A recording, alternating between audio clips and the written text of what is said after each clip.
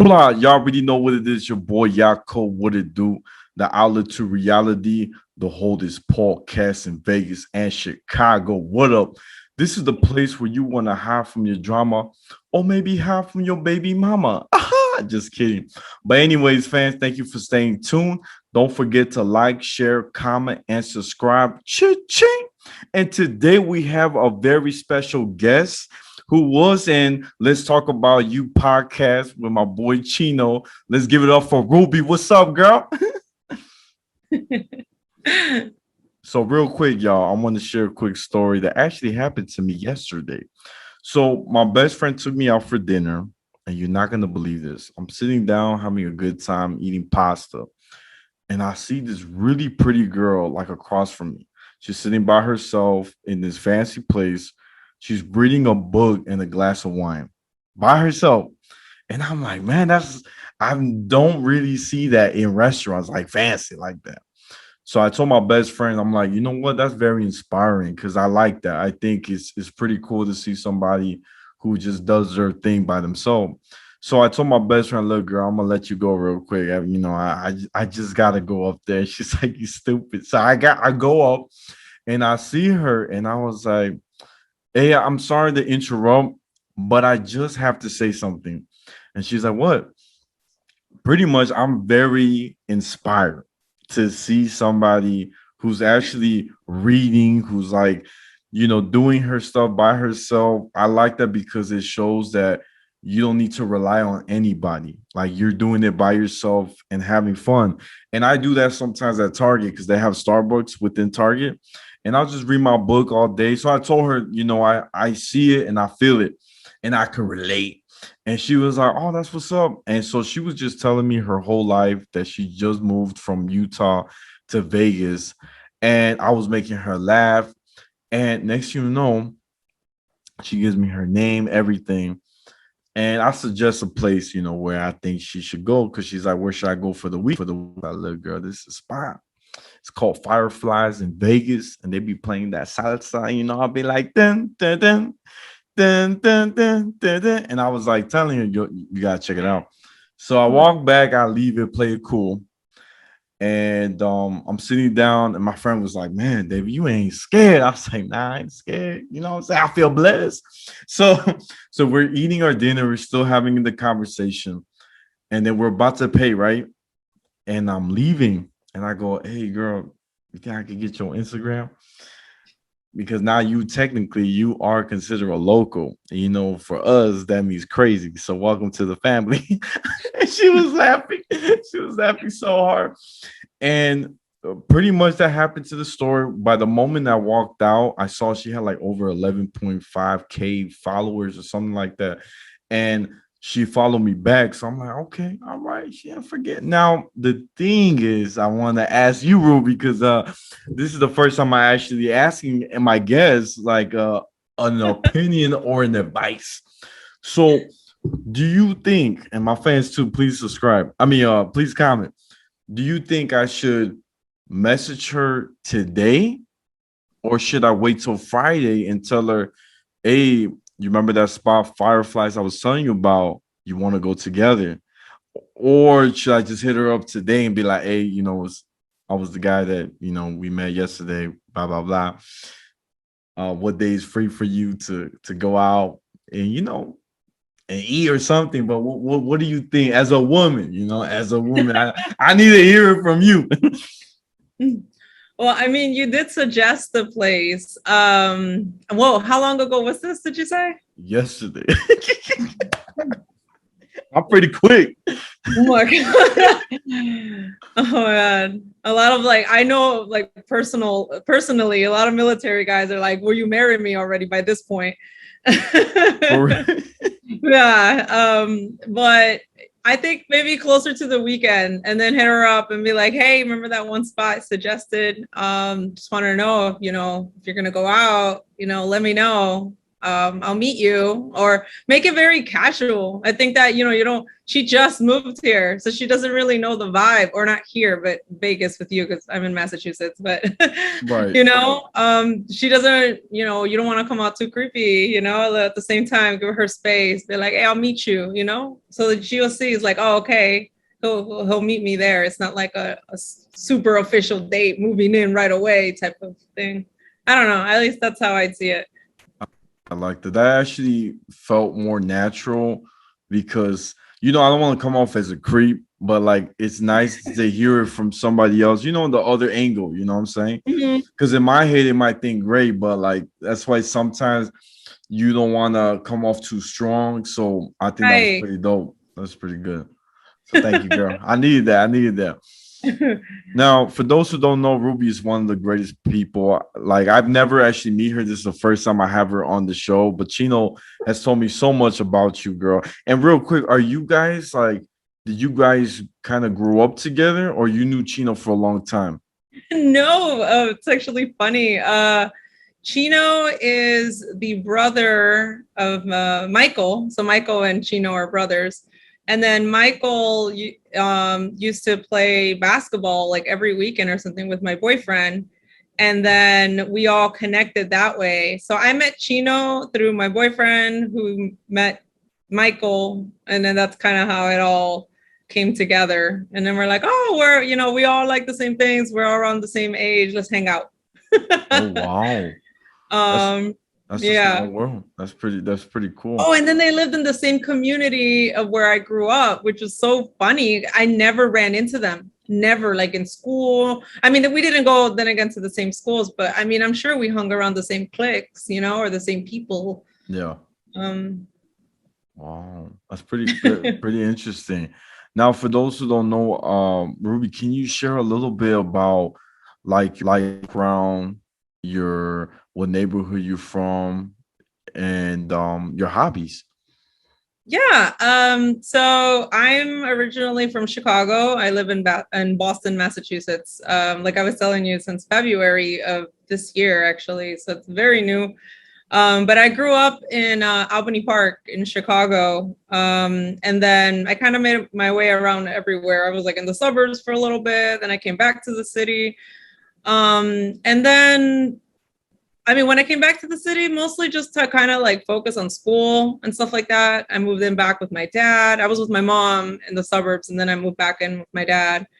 So I was kind of bouncing around, trying to figure things out. And yeah, once I finished school, I finished with my degree in graphic design, which led into my career. And I don't know if that's something we talk about on here. We do, girl. So, I mean, feel free to spill the beans. You know what I'm saying? Yeah. So yeah, I guess I decided to kind of take my own perspective on my career, because everyone, it's always like what you're supposed to do, and it's like I wanted to like do what I want to do. So I, majoring in graphic design. I mean, when I was little, my dad being first generation Mexican. I mean, no, I'm first generation on my father's side, and second generation on my mother's side. My mom was born in Chicago. It was a very different like perspective. I mean, both of my families came from like a really like rock bottom poverty. We came from El Pueblo, and I'm not ashamed to say that. So I was like had to be like that example, like that person that needed to push through. The first of the first, the first granddaughter, the first daughter, the first everything. So I decided to go to college, because that's what every, immigrant parent tells you. You're only going to be successful if you go to college, which now as an adult, I've realized that that's not necessarily true. So, but growing up, that was instilled in me. You need to go to college to be successful or to be somebody, or you're going to be an absolute nobody.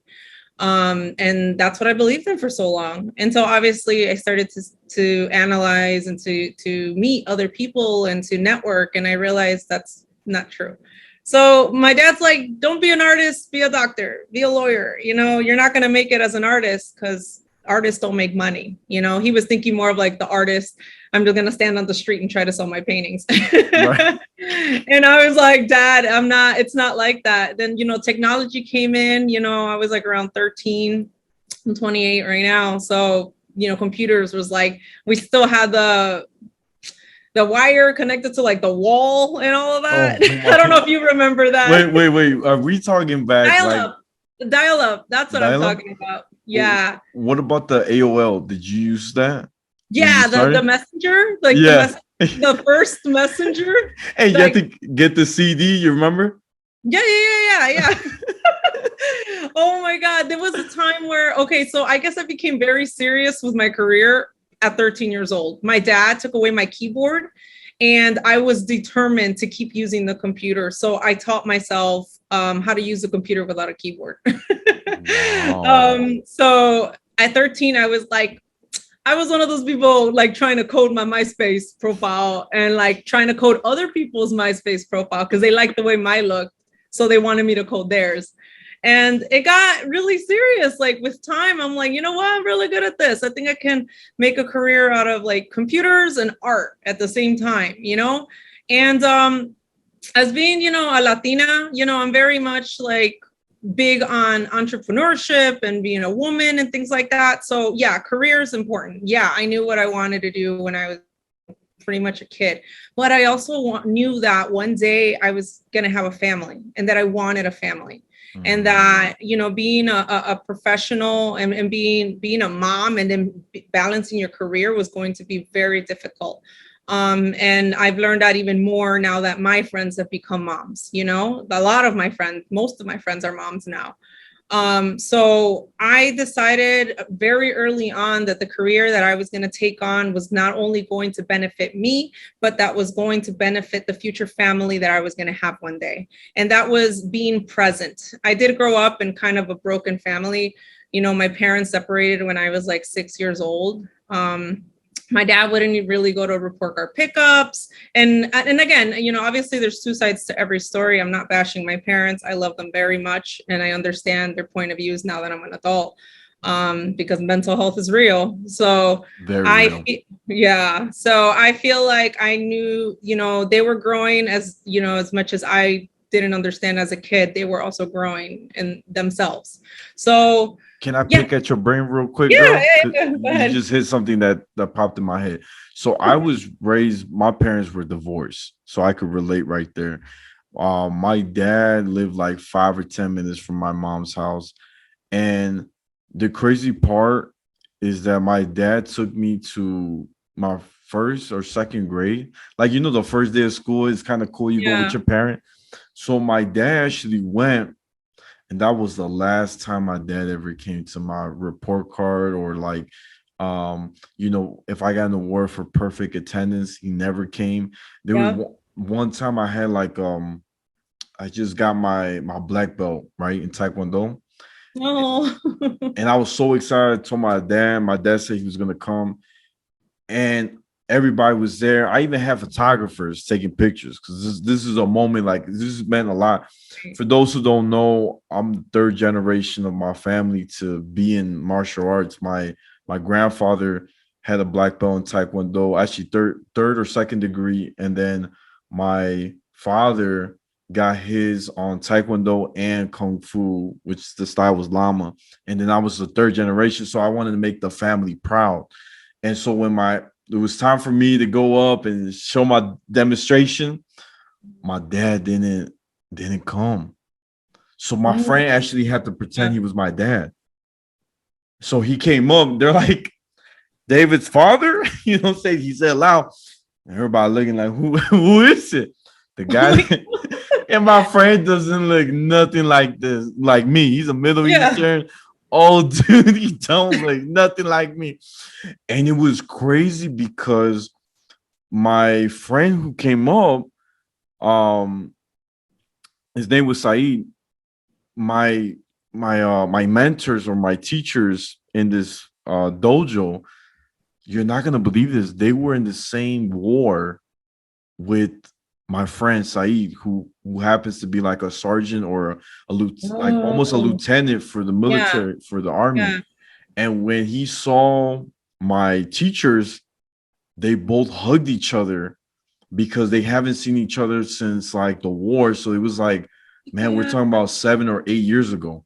Yeah. Oh my. So you created a whole connection you were like completely unaware of, and then it just brought people together. And while you're over here feeling heartbroken.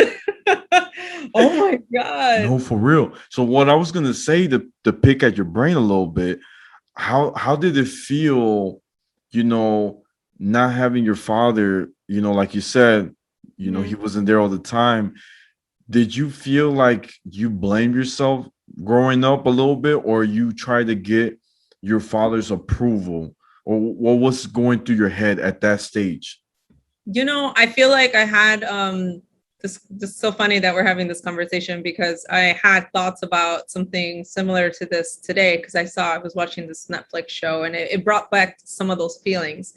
And I was thinking, this is my father who didn't even make it to my high school graduation at that, and still continuously being not present in my life. And after asking him, because I was a very curious kid growing up, I always had so many questions. My mom hated it.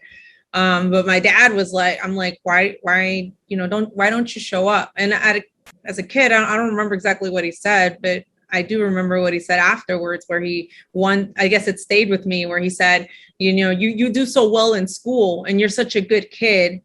Why do I need to go and see you? Why do I need to go and see the teacher? Just tell them to send you the report card. I know you're a good kid. I know you got good grades. I'm just going to sign off on the report card pickup. So I actually, the stigma, this culture thing, because it's a culture thing. I spoke about it with my mom not that long ago. Actually, like last week, I had a conversation with my mom, and I'm so happy that as an adult, I'm able to finally understand like her thought process and my parents' thought process, because these are very important conversations that I left with a bunch of questions and like no answers. And I asked her, I'm like, why is it that I feel that a lot of like Hispanic parents, they don't necessarily show up for their kids? Like, what did grandma do? What was grandma doing? Like, oh, well, grandma would only, she would show up with la chancla, to beat up my brother, my uncle Gabriel, because he was acting wrong and stuff. And I'm like, so what you're saying is that if you act up in school, then you'll show up. But other than that, there never was really a real reason for you to show up for accomplishments and things like that. Like, yeah, like that's what my mom would do. She wouldn't show up for like ceremonies or any of that. She was always working. So anytime like any of my brothers or sisters would act up, including me, this is my mom talking, and like she would show up at school and deal with the principal. But no, never did she ever like show up if there was like an award being presented. So me growing up, and my dad being, an immigrant coming from Mexico here, his mom, I'm sure, just like my mom, because my mom is Mexican and has Mexican parents as well, and I just think overall in the Latino culture, it's like, you don't show up for that recognition. You don't show up for accomplishments. Because why? Mom and dad are always working. Mom and dad are trying to put food on the table.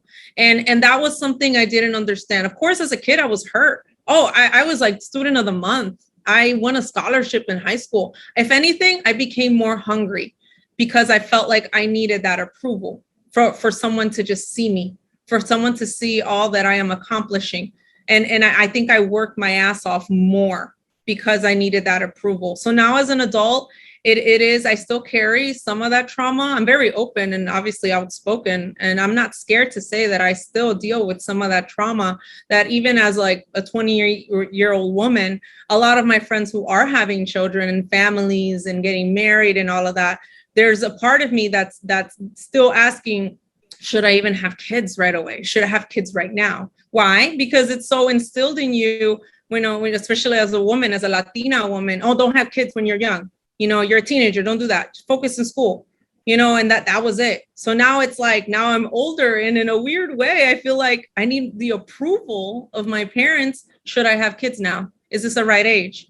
Have I done enough for my career? Like it's always those questions in the back of my head, questioning myself when I shouldn't, because I shouldn't have to seek anyone else's approval, right? To fulfill like, the ultimate self that I want to be. But I still have that. Why? Because of those traumas. So yeah. And too, I'm gonna be honest. So my mom growing up, she always my mom is very tough. I mean, I always give props to my mom. She's like a warrior. She is the same. Like it's very hard to so imagine my mom. So my mom, when she was a kid, you're gonna laugh. She always wanted to be an actress. No, why am I gonna laugh? I'm in the Yeah. art industry. How Yeah. am I gonna laugh? Yeah, right. Well, I mean, here's the thing. Like, what I was trying to say, I'm sorry, I said it wrong. But what I was trying to say is that, so my mom, because that was her dream when she came to the States, she came working hard, got two jobs.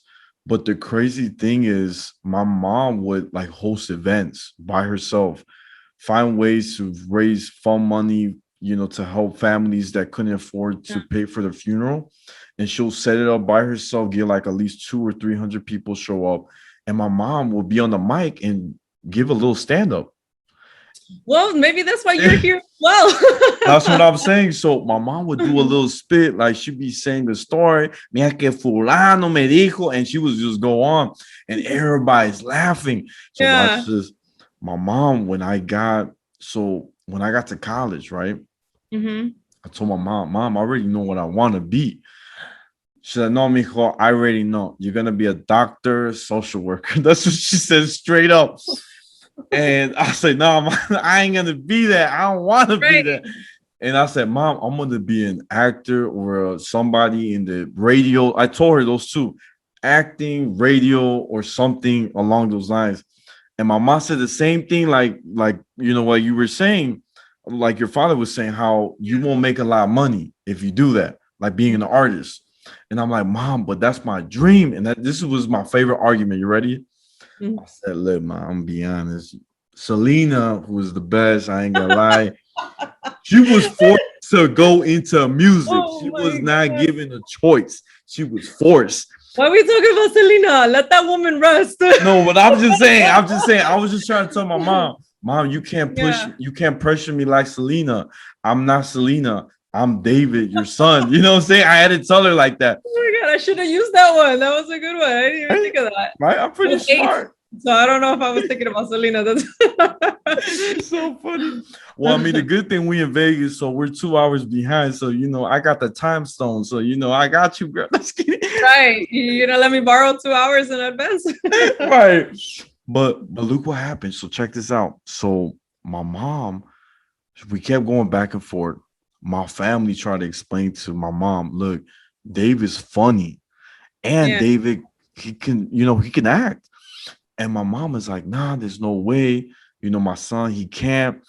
And that's what we used to use heads, like my mom and I, because Mhm. she thought she was the only one funny. And I told my mom, look, mom, I came from you. So I Yeah. have some sort of gene in me. Yeah. I just Yeah. don't know where it is, but I got it. You know what I'm Yeah. saying? So, and it's crazy because everybody that have met me and seen me share stories, they say I do it just like my mom. Oh, So that's the awesome. thing. Parents, they don't see it. It's so hard to kind of see that side because sometimes parents think they're always right. By the way, parents aren't always right. I'm gonna put it out No, there. no, no, it's true. But I feel like it has a lot to do with financial security, and it just talking about like I mean I hate to have to like stress like hard topics, but it really does come from that trauma of like not having the income to sustain your lifestyle and your family at the same time. So it's like I felt like my dad at 8 years old, like he straight up told me like you're not gonna, what an artist, like what is that, so my dad used to put me in like summer camps and things like that.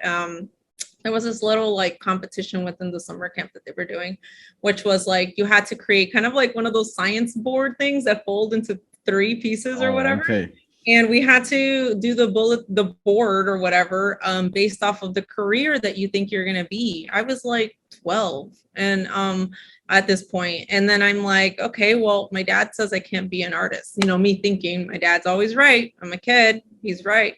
and I'm like, so I don't know what got into me. I realized like really young, I really like kids. I'm the oldest of 20 cousins, 21st cousins. Oh, And, and I have 3 siblings. We're all very far apart in years. The one after me, she's gonna be 15 this year. So it's like, I can't be like, let's go have a drink at the bar. We can't do that. So right. I feel like in that moment, I'm like, I like kids. And I think that, my dad said something like a doctor. So I'm like, why not? I looked up like doctors that work with kids. I didn't know at the time was a pediatrician. I'm like, oh, pediatrician, I'll be a pediatrician. And I started to search the hell out of pediatricians. Long story short, it's already a long story, right? And I went into designing this board, and I added so much detail, like design detail, like it was like glitterified, it was like detailed, it was like perfect measurements, it was like gorgeous. I ended up winning the contest. I got like a $50 gift card for Target, I remember. And my dad's like, you won. And I'm like, yeah, I won, because everybody was voting for the nicest looking board. They weren't even caring. Nobody cared what career your kid was in. I mean, no offense, but like nobody cared. They cared about the way that it looked, the way that it was organized. And I realized, I was like, I'm going to be an artist. Like, I don't think I'm going to be a pediatrician. So I think that little by little, as I was growing up, 8 years old, 12 years old, 13, when my dad took away my keyboard, I think that I started to realize, like, I think you're meant to be an artist, Ruby. And that's really what it came to. And I followed my heart, and I expressed that detail about my life, that my father was my number one not supporter. Because I know that there's a lot of people that are just like us, that don't understand, or their parents don't understand, like this gift that their child really wants to just put out there in the world, and all they need is a little bit of magic, and that magic is for that one person to believe in you.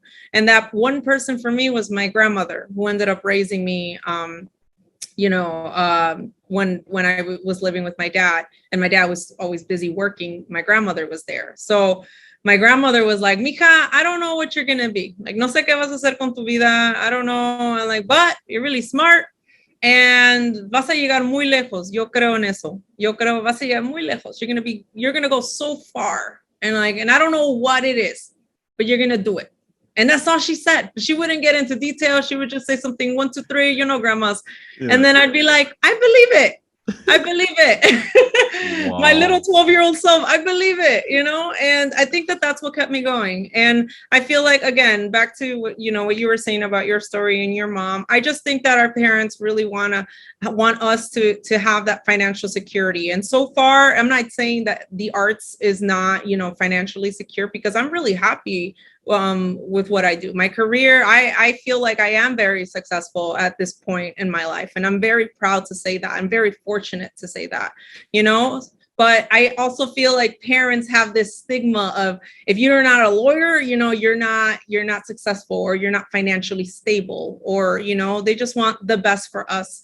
I just think that the communication and the way that they word things, sometimes doesn't come off that way. No, it's true. So, it's true. Yeah. And girl, real quick, I want you to share a little bit about how your career has evolved to where you are right now. For women that are trying to start their own thing, be into the arts or even graphic design, I want you to share anything that's in your head that you feel like, so people get to know a little bit this, we got right here the new next Forbes magazine right here. You look like you're ready for the club, and I'm not even there yet. Hold on.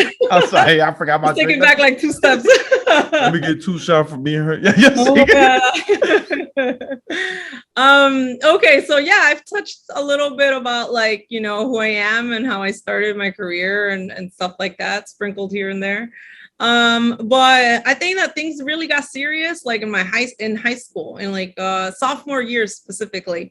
It was this some high schools offer an extra, they call it a technical program, which you take plus your high school classes. So there was this bus took me to the technical classes with all the other students, and then brought me back.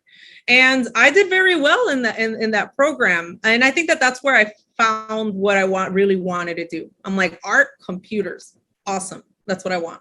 So at sophomore year, I'm like, I want to be a graphic designer. So that's exactly what I started doing. I started to just research things. I had a friend, at the time, my mom, this is when I moved to the suburbs with my mom. My mom couldn't afford she couldn't afford internet. So what one of my friends did, he's like, you really like this stuff and art stuff. He bought me like the most basic version of Photoshop. And then he gifted that for me for Christmas. I didn't have internet. So I downloaded Photoshop, whatever, and I taught myself Photoshop. And like, I just spent hours and hours and hours. And my mom's like, what are you doing? And I'm like, Mom, I'm learning stuff. Leave me alone, because she didn't understand. My mom too, being like, again, second generation, my mom still like wasn't really, I guess, very much interested, or she just wasn't ever really introduced into like really the school system. So my mom only went up to her high school education, and that was about it. So for me, this was like a whole new world. I'm just kind of like, So I graduated high school. Of course, I'm like, I can't afford college. How am I going to do it?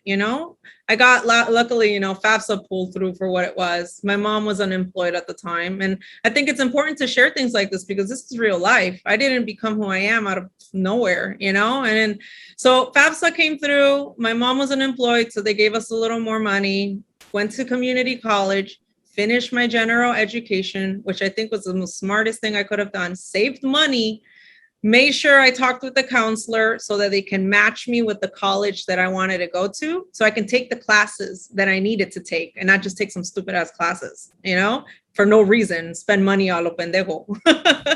So after that, I went to, the college, and I started to kind of like, my friends were kind of already learning about like what I do. And even in high school, some of the teachers were coaches for like track and soccer. And they're like, Ruby, can you design the flyer for us to put around the school to recruit more people to, join our sport? And I'm like, yeah. I'm like, I'll do a flyer. I started to do more. I even did like the homecoming, this runner-up homecoming queen poster, and she asked me to do it. And I was like, okay, I'll do it. Of course, I didn't charge her. I just kind of wanted to get more of a feel for what it feels like to be a designer, what it is to like talk with a client. And I didn't know I was doing that in high school. I just kind of wanted to do it, just to like get to know more people and to get myself out there. It wasn't until like about like, honestly, I don't even know what year in high school, I'm in college, because you know how people are like, what year in college are you? I'm like, oh, I'm a sophomore. I know what the hell I was. I don't know. I was like, this is my second year. I don't know what I am. Because I was so consumed with the idea of with just focusing on my schoolwork and focusing on my full-time job. So I had a full-time job and then full-time school. And that was my life, from my job to school. I would get home around 10 o'clock or so. And then that was it. And then I was doing homework assignments till like 3 a.m. And then I would wake up in the morning, 7, 8 o'clock in the morning to go to work, so that was my life. And then afterwards, or during even school, I was taking on projects. I met this really ambitious DJ who actually opened up a club in Wisconsin, Racine, Wisconsin. So shout out to AJ. Hey. He really put me on the map. And I felt like I was working at Office Max, and I remember that he was like, oh, you're a designer, would you be open to designing like on the side? At first it was kind of creepy because I was only like 18 or 17, and I'm like, oh, this grown man wants me to design for him. What is he looking for? But I went for it. It was very professional. He was very honest up front, paid me up front. He's like, I need you to design me like DJ flyers. And I'm like, all right, cool. So in between school and full-time and trying to balance my life, I was designing flyers for this DJ who later on opened up a club, and I actually designed his logo branding for the club in Racine, Wisconsin. That is now there. So it kind of, who would have thought that something like that would have just led to the next thing? It was word of mouth.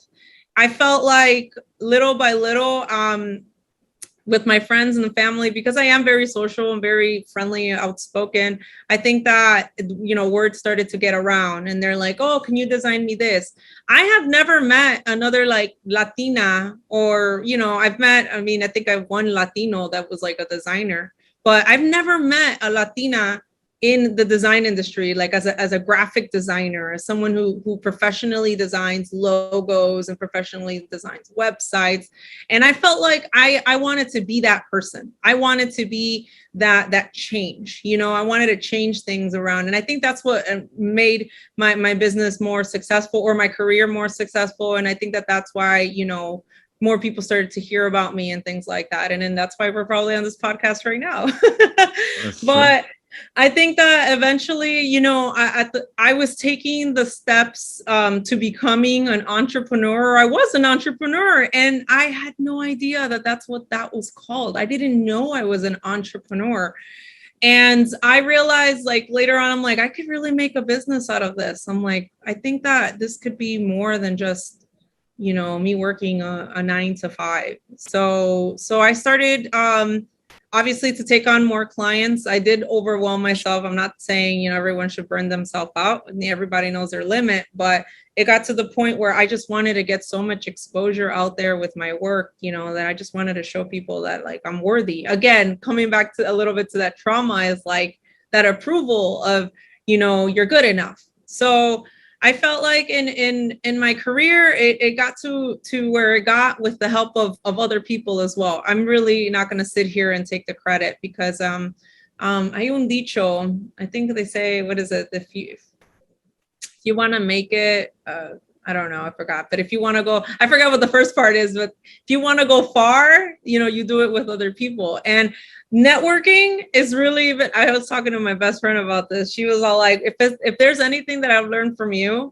it's that networking is key to life. Networking is key to absolutely everything. And that's true, because I wouldn't have the opportunities that I have right now without the people that I've surrounded myself with, that healthy circle of people that, you know, like that one quote, as cliche as it may sound, you know, that speak of you when you're not present in the room.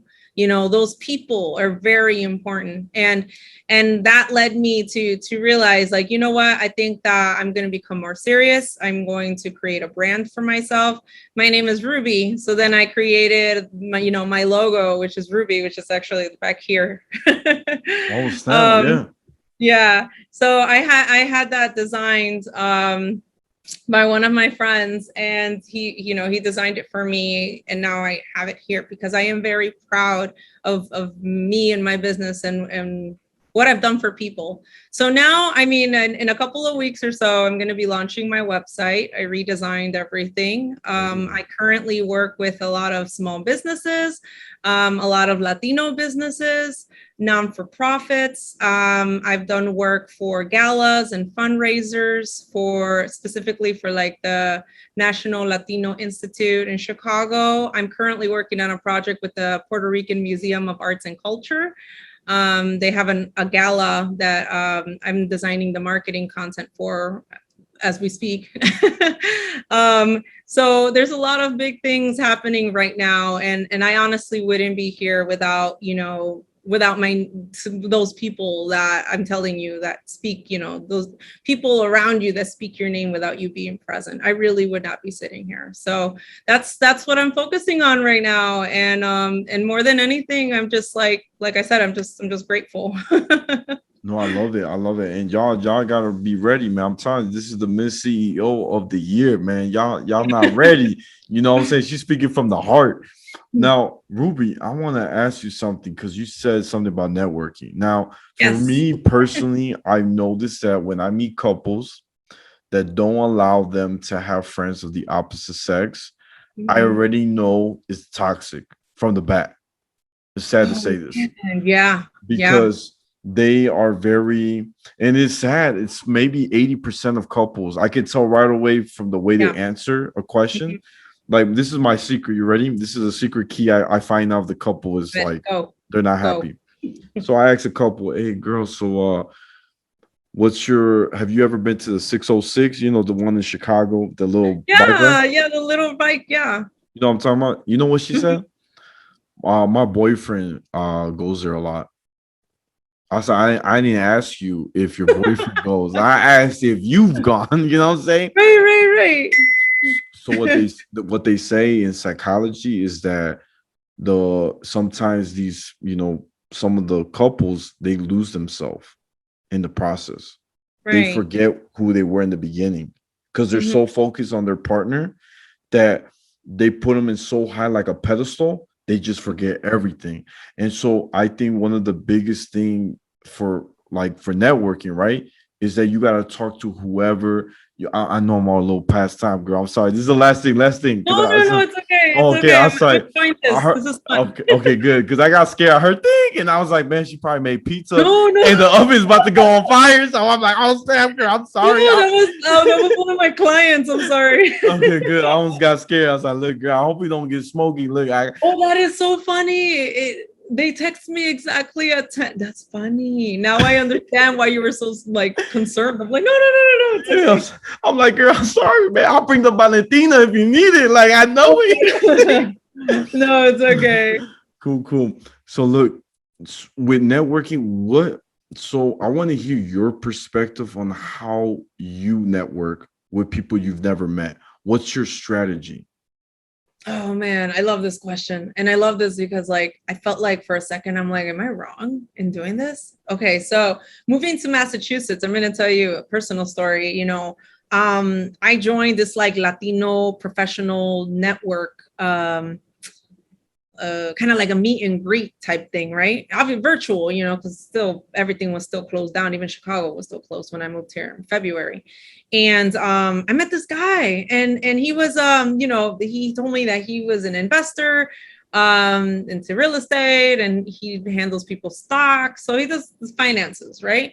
And again, Mexican American, very professional, career oriented. He's our age, So I'm like, okay, I'm like, cool. He's like, oh, let's meet up, and I'm like, okay. You're like, yeah, surely, let's meet up. I don't mind that. So I was very open with my partner. He knows who I am. He knows what I bring to the table. He knows that my career is very important to me. And very early on in our relationship, I established like these I'm not going to say rules, but I established, I guess, kind of like points of what I have been doing, what has been working with me, and how I proceed, or how I perceive new people, or these new, or even specifically males, because obviously that's what that in my case, because I'm a woman, that's what's going to be triggering him. So I felt like that open conversation. I'm like, look, we're meeting at this time. This is the location that we're meeting. And this is just like a little rundown of what we've talked about when I first met him. But when I met his girlfriend, I'm not saying any names, but when I met his girlfriend, and I met them together, he had said something that really got to me. And I was like, why do you feel that way? He said, well, he's like, you network so well with people, like, and you're in a relationship, like in a serious relationship. Like, I personally feel like being in a relationship limits me and being to network, because my girlfriend like doesn't like that. And he said that to me. And I told him, I'm like, wow, that's really weird. I'm like, well, because like I don't see life that way. Like I don't see things that way. And then obviously I realized later on that it was in a really good relationship, because they had broken up or whatever. Recently they broke up or whatever. They had drama.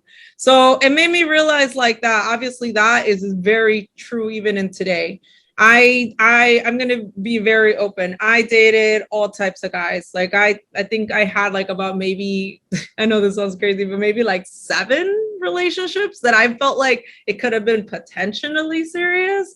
And I think that just dealing with everyone's personalities and realizing that I couldn't be me, it hurt me more than their than their attitude. For me, I felt like I was starting to become like this small person. I started to feel like I wasn't growing in my career. I started failing my clients. My clients started to notice that I wasn't meeting deadlines. It had become so chaotic in my career, not even my personal life, that I started to realize like this makes me very uncomfortable and I don't like being in this position. So I think that this person is not working out for me, because it sounds like a him issue. It doesn't sound like a me issue, because I'm very confident where I stand, where I sit. I think that hasn't dealt with his internal demons, with his demons that he needs to deal with first before introducing someone into his life. And he's obviously not ready for that.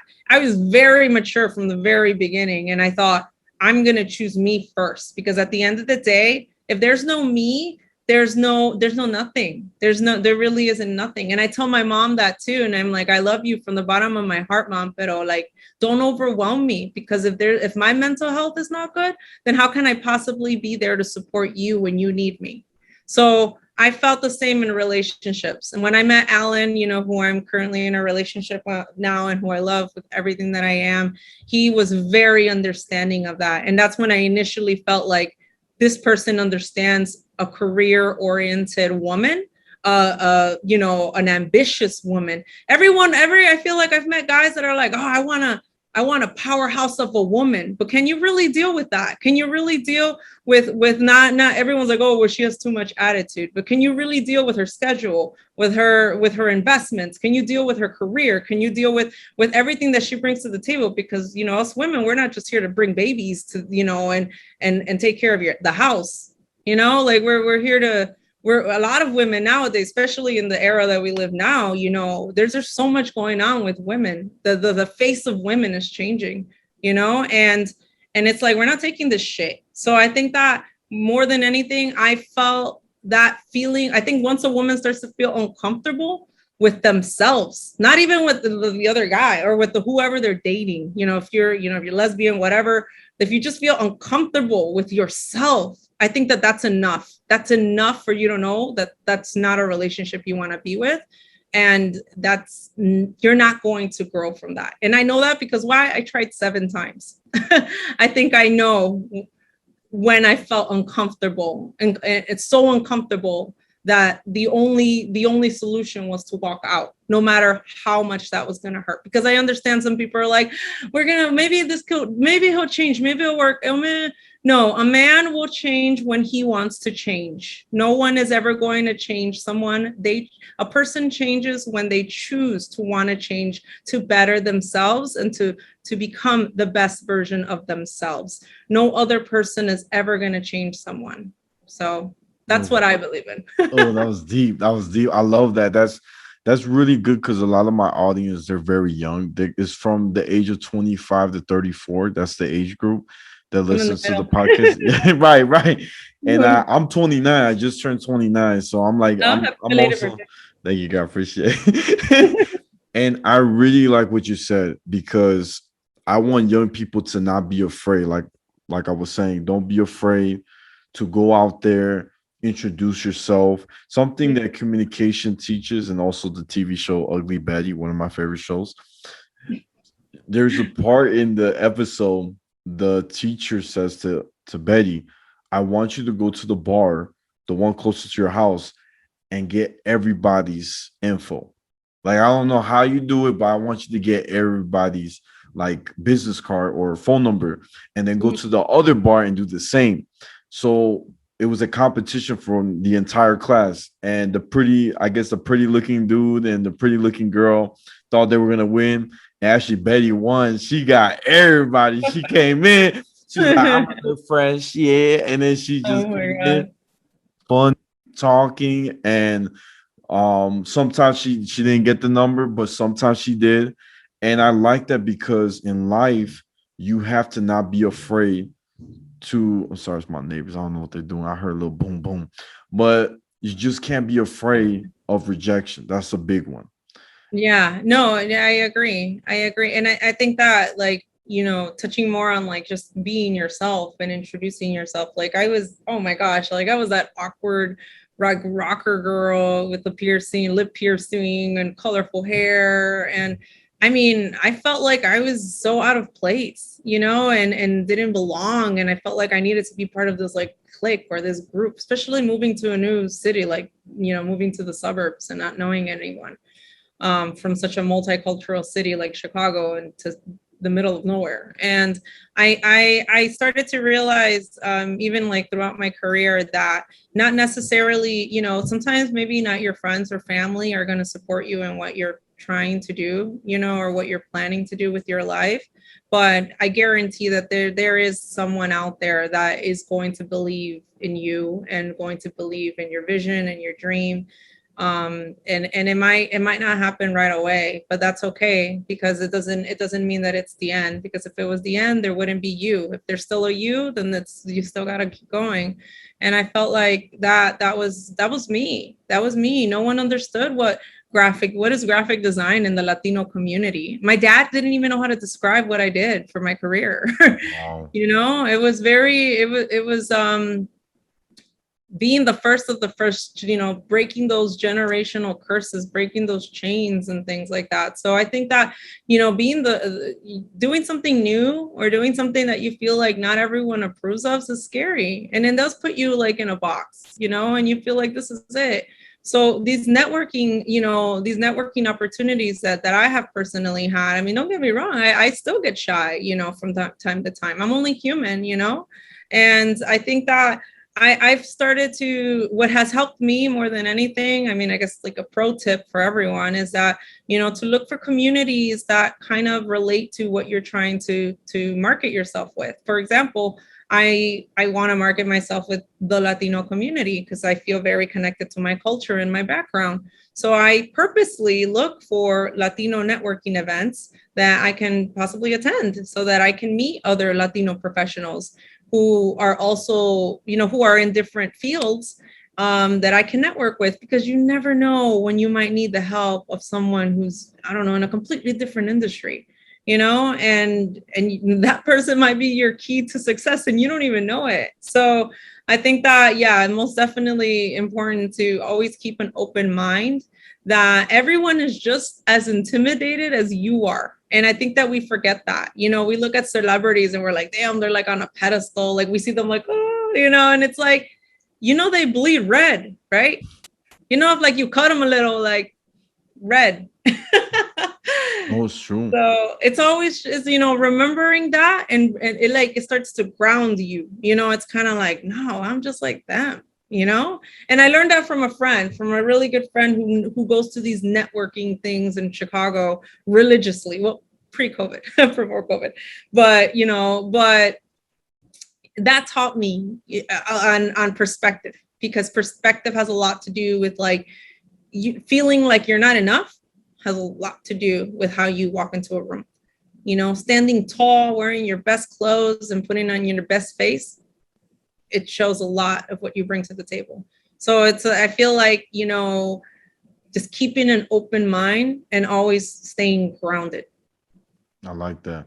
It's like that song, walk it, like talk it. Whoa, like it, talk it. Hey, yes, so you like that, Oh right? my God. That's why I'll be listening to that, Is that because how I'm Vegas people are? They're just very lit at like any time of the day. Like it could be like 9 a.m. and it's like, let's open a bottle of Patron. Like, hey, we be partying all the time. I'll be honest. So this past weekend, because it's my birthday weekend, for those who don't know, I had one of the biggest venues that reach out to me. It's called Mariposa, one of the biggest, newest, like a banquet, but it's bigger.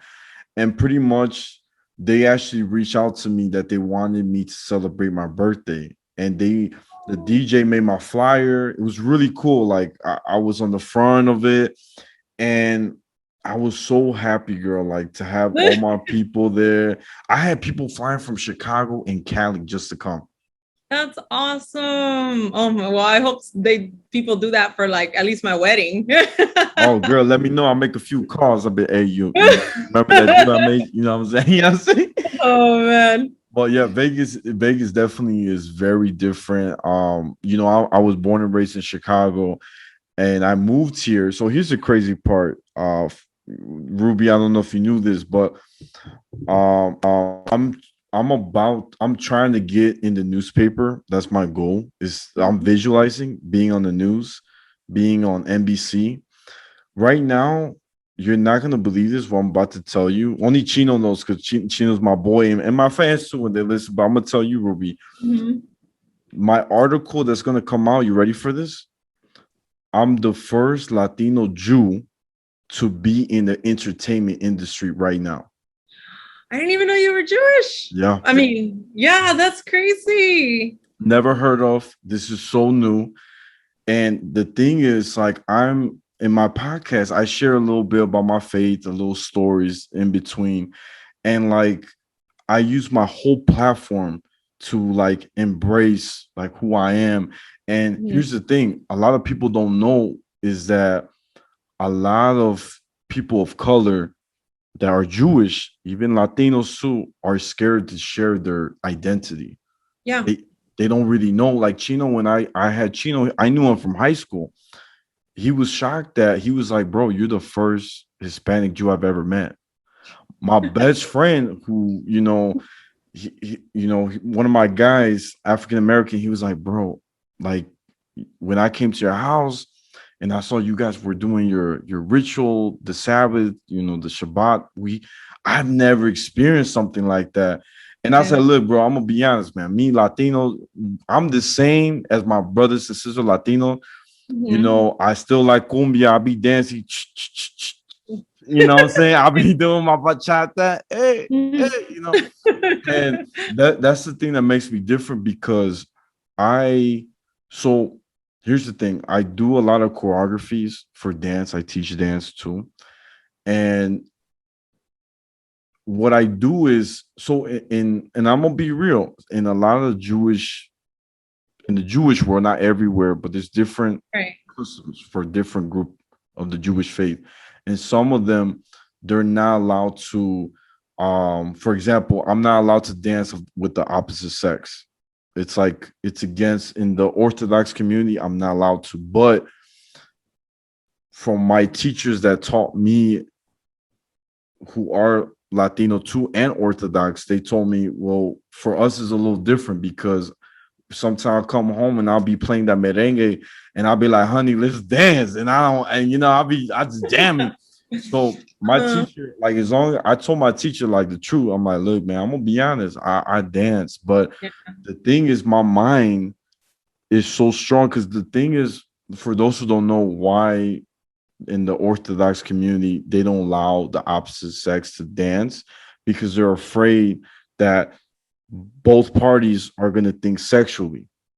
You Oh know, so yeah, I know. Even I mean, before you even said that, I assumed. I mean, it's very similar in a lot of cultures. I believe Hinduism is very much like that too. Where I mean, I can't speak for them, but from what I know is that being with the opposite sex, especially if your parents are very religious and very tied to that.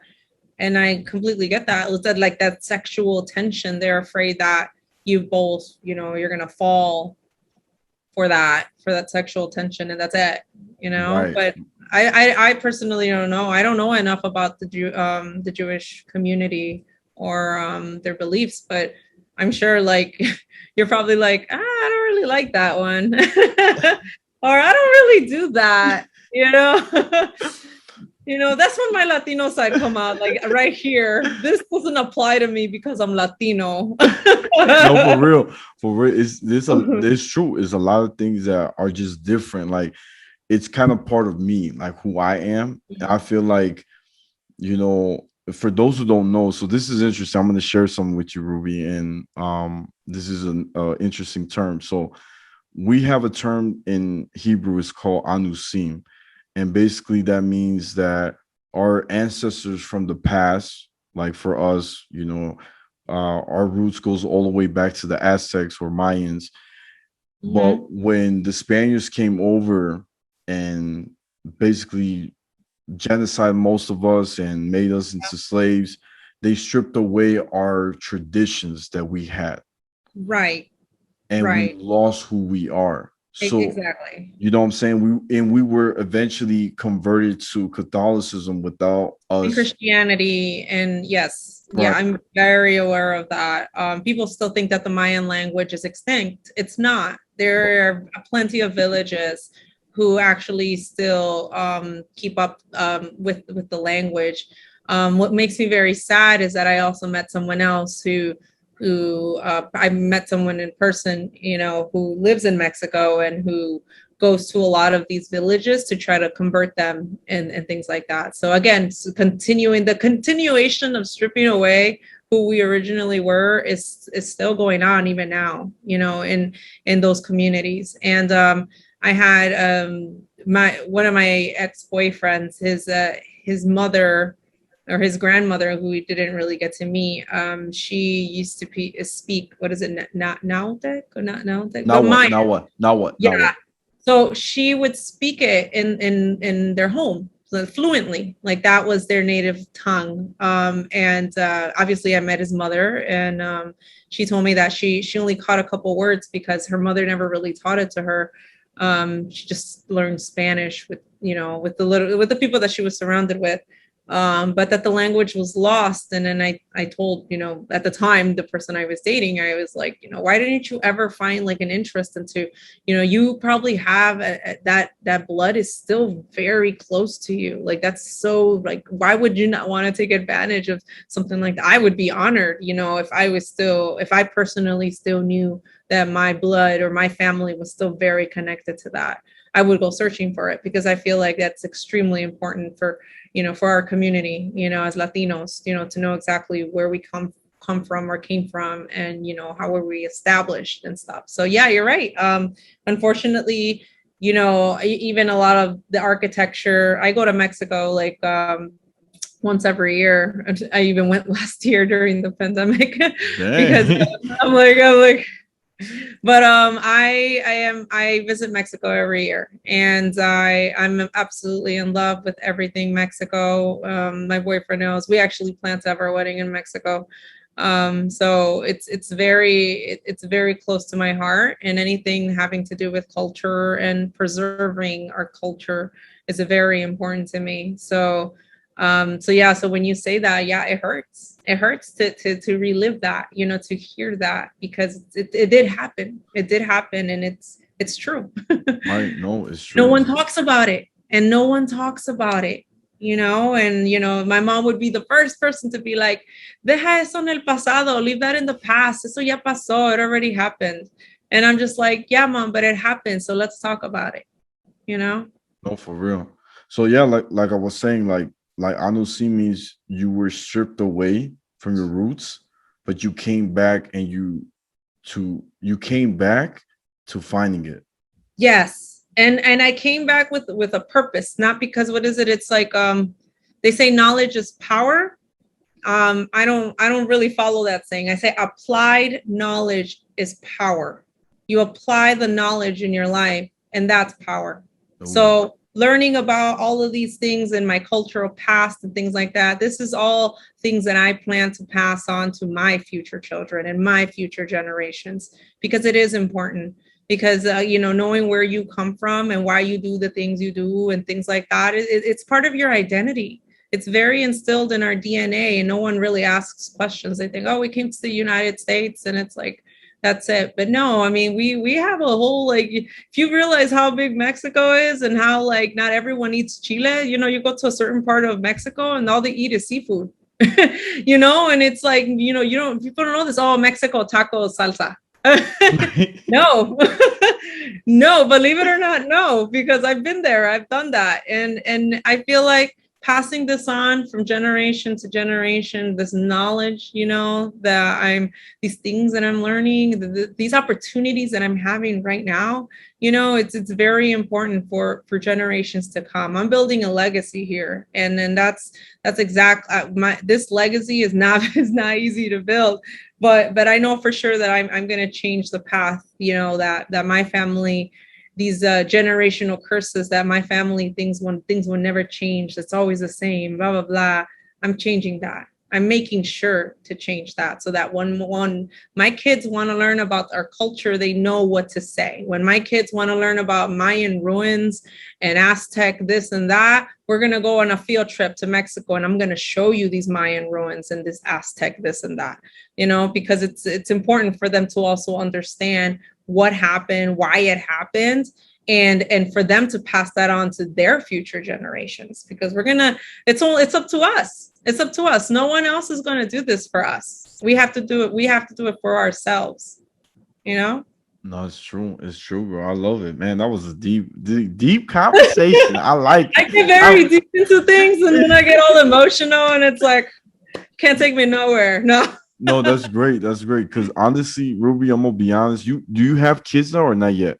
No. I don't have kids yet. Okay. Yeah. I Because plan to have kids though. I mean, I want a family. okay. Because look at this. I feel like the experience that we had as young, right?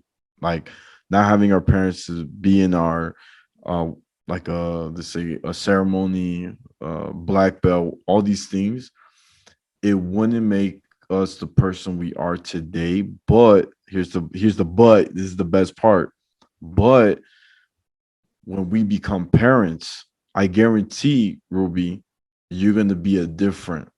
You're gonna do things that your parents never did because now you Right. know what not to do. But Oh, I'm very big on that. Yeah. you see what I'm saying? So No, right. you're already gonna break that curse. The moment you start this new generation, you're already building that legacy. I already see it. You know what I'm saying? But your kids are gonna have a different type of love. You know what Oh I'm saying? man. That they're gonna have that love that I craved for my entire life. Like something I posted today, like I said, is cliche because I see it so many times on quotes and posts. But I really do, one of my, I guess, mantras. Like be the person you needed at 15. Be the person you needed as a child. And I've very much built this woman that I am today to be that person that I needed as a child, because I craved love, because I craved affection. I craved to be seen. I just wanted to be seen. Like that was really it. And it turned into who I am today, and the way that I see things. I mean, I feel like I'm even learning to understand, again, why my mom went through her trauma, or why she wasn't able to give me the love that I craved so much from her. She wasn't emotionally ready, and I didn't understand that. And my father at the time, again, my mom was a very young mom. My mom had me at 16. My dad was 23. So it was a very different mentality, the 90s. And my mom says, she uses the excuse all the time, I was young and stupid. And I'm like, Mom, but I'm young, but I'm not stupid, and I don't say that out of disrespect. I say that because I'm telling her things are going to be better. I'm not stupid, and I'm going to make better decisions for so our family can see, that all this time that you've been thinking that we're not going anywhere, and that our family never makes it anywhere, is going to be different. So I'm young and I'm not stupid. I'm making a path for us, for all of us, and it's going to be okay. So I make sure that I explain myself that way, because I don't want to offend her, because I understand that my mom is still learning how to express herself, believe it or not. Even now, my mom is still, second generation. My mom knows perfect English and everything, but she never, you can say, after having just only like a high school education, my mom never grew emotionally. And that's something big that I think that a lot of us don't really think about. You're not stepping down to their level. You're just speaking a language that they can understand you at, speaking the same language that you can understand each other without any disrespect. And I think that's very important also in the way that, when I hopefully, si Dios quiere, I see my future children. And then I always tell my boyfriend, I'm like, I want these kids so bad, and they don't even know how loved they are, and they're not even here. wow. Because I see myself as that, I hope to be, everything that I was missing as a child. So I'm not going to sit here and blame my parents for everything that happened, because again, it was a different mentality, and I understand things differently. And I'm a grown woman, I'm like, I tell my dad, even he has talks with me, and he's like, Ruby, like, I wanted so much for you. Like, I wanted this. I remember when my little sister, he was building her bedroom, and I was helping paint. And I wasn't living with my dad at this time anymore. And I was helping paint my little sister's room, and he started kind of like break down. And I'm like, "What's wrong?" And he's like, "Well, this is what I wanted for you. Like, I wanted to build a room for you. Like, I wanted this for you. And like, but and I couldn't give this to you. I couldn't give you the family that you wanted." And my dad told me that. And at that time, like, that marked a part, in my life. That was kind of one of those stamps, that you remember for the rest of your life. And I told him, I'm like, "Dad, I'm fine. like I'm good. Like, I made it through school. I'm happy. I have a good job. Like, I'm not here to throw it in your face. I'm not here to tell you that, look at what you're giving my sister. How come you didn't give me that? That's toxic. I'm trying to break that. I'm not trying to judge my father for the decisions that he made in his past life, because everyone's like, oh, I'm not going to hang with that person because he's like that. No, people go through phases in their life and they change and they grow and then they understand. And my father, I think that that's exactly what happened. He went through phases in his life. And although it hurt through the process, I'm not going to sit here and try to have a battle with my dad in front of my little sister, who I love, who we both love so much. So I'm going to be here and be an adult and be like, "Dad, I really am fine." Even though obviously there's things that, we still need to talk about. But in the moment, it was like, it's not the place or time. This is more for my sister to see, my family's coming together. The family I didn't have, she has. And that makes me happy. So one day I'm going to have my family. And when I do, I plan to give my family what they deserve, what I feel that they've always deserved, without owing me anything. Because I'm bringing kids into this world. These kids don't owe me anything. They weren't asked to be here. They weren't told, "Hey, you want to come through?" No, it didn't happen like that. I chose to have children. That was my and my partner's decision, not theirs. Oh, that was so deep. I gotta add one thing, because that was so deep. We're gonna be here forever. Yeah, I know. I mean, this conversation is just too deep. But like, here's the thing. I feel like me. So I used to work in a high school, and I used to work at a middle school. I had an episode actually like last 2 weeks ago, where I had two of my best students at middle school. I used to teach performing arts, and you're not gonna believe this. They graduated high school. One of them lives on their own. The other one was on television.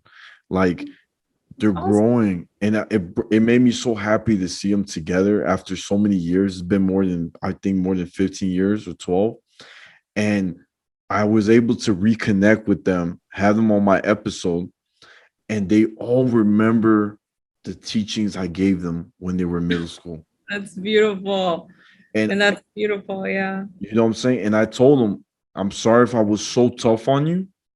It's because I care. If I didn't care, I would have just been like, keep doing what you're doing. Mhm. But I always feel like in order for you to grow, I have to catch little mistakes for you to not make those again, to get better. And it made me so happy inside to do that. And I think, like, it's already in me, like, to be that big brother or big father that I never had. Now, here's Right. the cool thing, Ruby. I'm gonna be honest. Your father, he was in your life kind of like time to time. He was still Mhm. there. In my situation was a little different. My dad left. My dad kind of came by school here and there, but like throughout my whole college experience, even when I was a little kid too, like in fifth or fourth grade and younger, my dad wasn't really in my life. And Mhm. at first, I always defended my dad. I always said, "Man, my dad's the best." And my mom, I used to fight with my mom because I'd be always picking my dad's side, right? Mhm. And it was so weird because I don't live with my dad, I live with my mom. And when I got older, I didn't see my dad for almost 15 years. I think it was about 15 years or more. Wow. I finally saw my dad during the pandemic. No way. No, for real. I actually reached out to go find him. Yeah. Be like, "Hey, you there? Yeah. You come back with those packet of cigarettes? Did you get lost?" Yeah. I got GPS now. You know what I'm saying? All right. And I ain't gonna lie. Um, it was one of the hardest things to do, to be honest. Um, I told some people when I picked up the phone and I called my dad, I said, "Hi, Dad." And my dad only has one kid, and he said, "Who are you?" And I said, and I already says David, and I says David, his son, and he goes, "Wow, you sound different." I said, "Yeah, because it's been so long." You know what I'm saying? I'm not supposed to sound like a little kid from Chip. You know what I'm saying? I'm so different. I'm a whole But man. Like, right. And when we got to like have an interaction, we actually got to meet, and I got very emotional. I'm not gonna lie. He gave me a hug, but that hug felt fake. I'm gonna be honest. It just didn't feel okay. like authentic, Yeah, that makes sense. because it's been so long.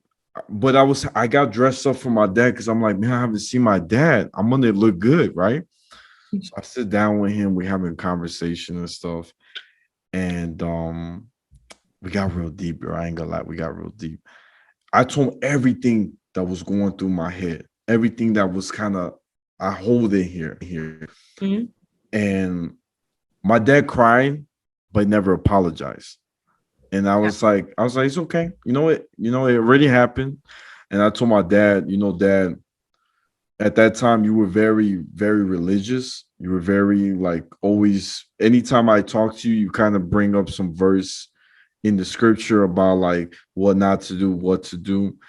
And one thing that stood out to me, Dad, that I felt like I failed was the part where you said, honor your father and mother to live a long life. That's like his favorite line.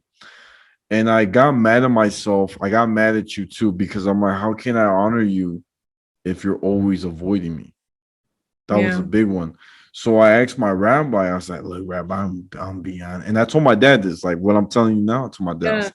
I said, Dad, Rabbi, how am I supposed to honor my mother and my father? My mom I could do, but how am I supposed to honor my father if my dad doesn't want to associate himself with Yeah. me, doesn't answer my phone, like rejects me? And my rabbi said, by you accepting his decision that he doesn't want you in his life, you're honoring your father. When the time is ready, he's going to come to you. Yeah. I was And, actually gonna say that. right? And I love that. That kind of made me feel good. And then at the end, my dad finally, he gave me some blessings. I felt like as a son, that's all I need is just some blessings. Break whatever happened from the past. We move on from it. Mhm. And I'm gonna be honest. After that, I haven't contacted him because he hasn't changed, but I still love him. He's out there. I still love him.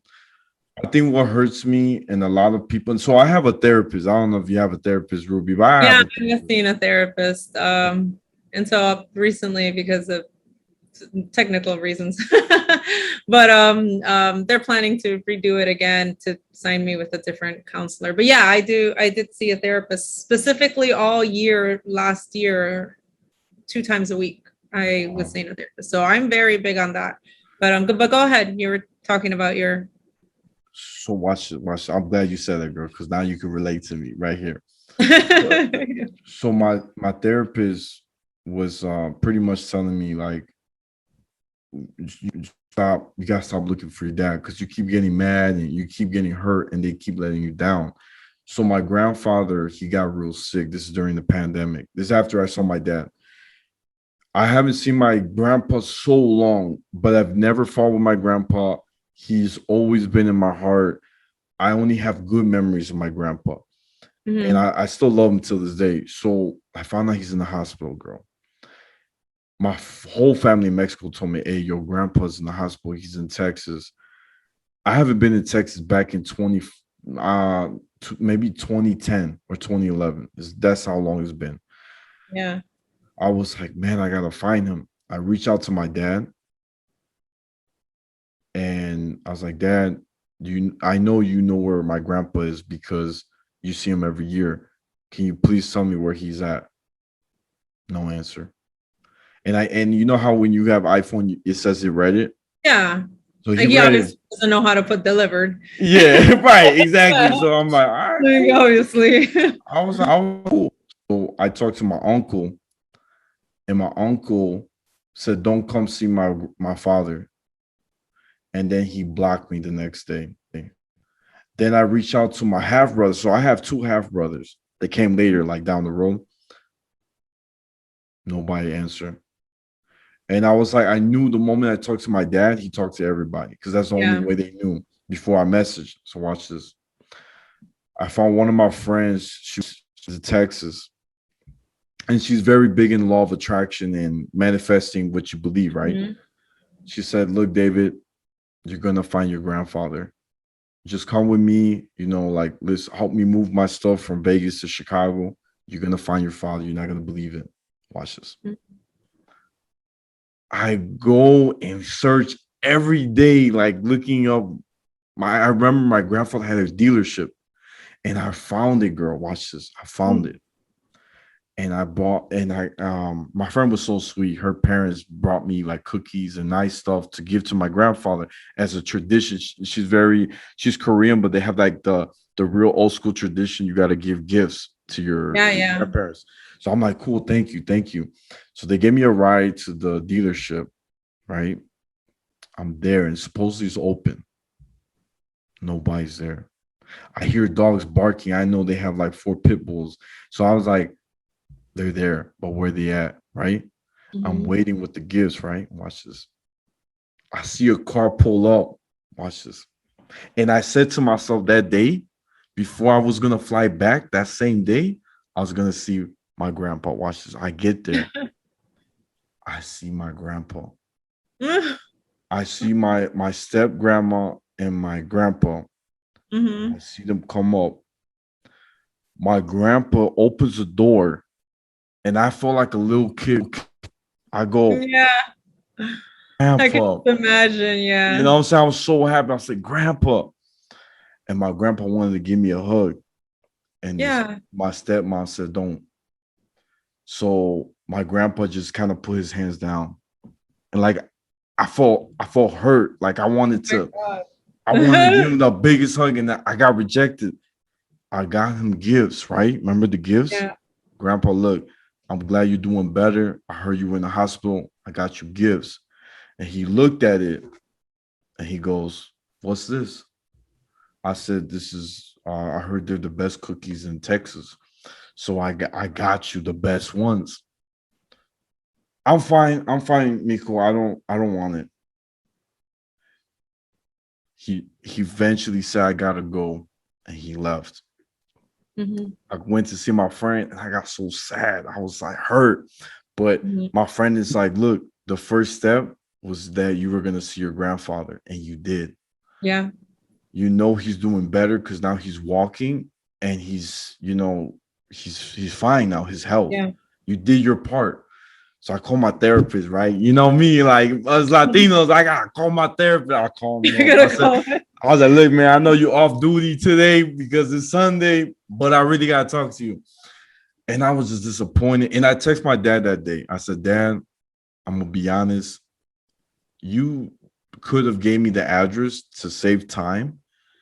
I could have saw my grandfather at the hospital when he needed Right. me. And it's sad that I couldn't rely on you. I had to do it myself. And now I Mhm. know my grandpa's okay. He got to see me. Still no response. And my friend said, this is the thing that I'm gonna wrap it up because I know I'm talking a lot. My friend said the very last thing she said. Oh no, not my friend, my therapist. My therapist said, look, you gotta you I know, David, you have a very big heart, but you're just hurting yourself. Yeah. They're they're gonna be stuck in their old ways because the woman that they're with doesn't allow them to be with you. This is true, you know? No, no, I don't laugh out of like humor. I laugh because like I feel like I'm still in that bubble now, and I know what you're feeling. Like I know what it is to, the, you know, metaphorically not receive a hug. I know what that feels like, and it's sad because just like yourself, I'm currently going through something like that too. With one of my parents. So it does feel, another reason why he never made it to my high school graduation. So it does break my heart. and I never received that hug in high school. So I know exactly what you're saying, and I think that your therapist is obviously, that's why they're a therapist, right? Right. And it's sad. It's sad that we live in a world where like we feel like that we have all this love to share, this love that I feel like I mean you should also be very proud that you learned to love in a world where things were so empty, and where like the love was not there, the love that you wanted and craved as a child wasn't there, but you created that love for yourself, for your life that you have now. And I think that that's so important to also recognize, that you did this yourself on your own, obviously with the help of others, who also love you for who you are now, but also realizing that that love was never given to us as kids. And now that we're adults, we're just trying to understand. But I think that some people are just not ready to confront those feelings. And I think that's really important to know. That's even in like romantic relationships, like I had explained earlier, where sometimes it's not so much you, it's that they haven't dealt with their own demons. And I think that's really important to remember that, because then we won't be hurting ourselves so much, we wouldn't be blaming ourselves so much, and breaking, falling apart so much, when we realize that it's really not, it's our time is now, but they're not ready. Then I think that things start to become a little bit more clear, and that when it comes to the time where they do need us. And I know that I have had people tell me that when your father needs you, and when he's falling apart, and when this crazy thing that he has put you through is over, be there for him, because he's probably going to be at his lowest, at his loneliest, at his emptiest. And we're trying to make a better world, and where I'm not trying to make an old man suffer for what he did in his past. I'm just trying to be there for him, for what life is right now, for this moment right now. And I think that it's important to remember that. And I know that a lot of people who are going to watch this video, this recording, and be like, how dare she say that? Like, I could never be there for that person who broke me apart and blah, blah, blah, and I get it. And, and everyone has a right to their own feelings, and I respect that. But for people like in my personal life, who I have worked through a lot to heal. I have worked through a lot to get to where I am right now in my life. I'm not gonna try to fall apart, because because internally I've worked up to this point. So why would I destroy someone else? I feel like I'm a big believer in, if you're trying to make someone else miserable, that's because you're not happy with yourself. No one that means well for someone else is ever going to hurt someone. No one no one who wants to destroy someone else is ever not happy. Oh, I'm making that like so weird. But what I'm trying to say is that, like, I don't think that a happy person is going to destroy someone. I don't think that someone who's mentally okay is going to destroy someone else, because that would be selfish. That would be repeating the cycle. That's what that is.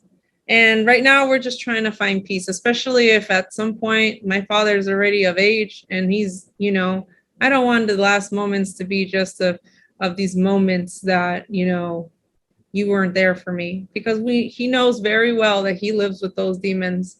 And I have been in many moments where my father has been like, I wasn't there for you. So I know that what he is dealing with is probably more painful than what I am dealing with at this point, because I've made my peace. I've dealt with my demons. I've done that. I've done the work, and I think that at that point, it's just kind of like, when they need you, they'll find you. And I truly believe in that. And I think, I'm sending you positive vibes all the way to Vegas, and I really, truly believe that it's the same for you. When they're ready, they'll find you, and that's when they're ready to talk. That's when they're ready to process. Everybody's timeline is different. Like you said, like all the parents think they're always right, believe it or not, like we grow up and it's kind of like we become the parents. You know, like we're the ones that are like, what happened to you? I thought you were always right. And it doesn't happen to be that way now, does it? You know, so it's kind of like everybody at their own time. Everyone has their own timeline. Eventually it all loops around. It all comes back. No, I love it, girl. Thank you. Now I'm gonna wrap it up because we did pass time, but you did amazing, girl. So real quick, guys, this is the outlet to reality. The holdest podcast in Vegas and Chicago every Tuesday. Don't forget to like, share, comment, and subscribe. Ching. Y'all know where to find me. I'm on YouTube, Spotify, Apple Music at the outlet my Instagram. And don't forget my Snapchat is Take One Pass It. And my TikTok is at Yaakov28. And my girl Ruby, where can my fans find you? I'm at Ruby Herrera Rivera. That's a long Instagram name. Or you just can find me on Facebook at Ruby Herrera, or visit my website at rubycreativeco.com. I love that. Thank you guys. Peace.